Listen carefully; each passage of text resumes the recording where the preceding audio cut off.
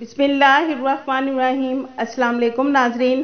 Pakistan civil aviation authority की जानिब से एक सर्कुलर जारी किया गया है। उन तमाम लोगों के लिए नया हदायतनामा 3 अगस्त 2021 को जारी किया गया है जो कि पाकिस्तान का सफ़र करेंगे। उस सर्कुलर पर 9 अगस्त 2021 से अमल दरामद शुरू होगा।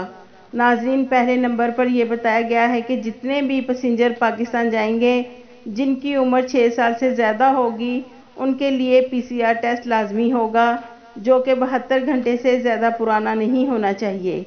नाजरीन, पहले 8 साल तक के बच्चों के लिए PCR टेस्ट नहीं था, लेकिन अब नए सर्कुलर में 6 साल से लेकर हर उम्र के अफराद के लिए PCR टेस्ट लाजमी है।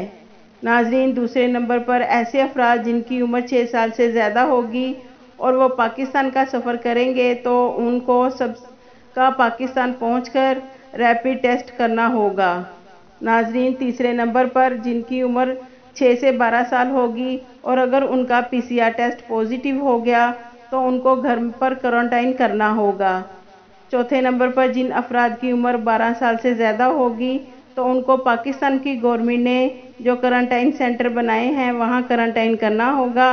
नाजरीन, ये एडवाइजरी तमाम एयरलाइंस को सेंड कर दी गई है ताकि तमाम एयरलाइंस इस हदायतनामे पर अमल करें। और नाजरीन, इस सर्कुलर पर अमल दरामद 9 अगस्त 2021 से शुरू होगा।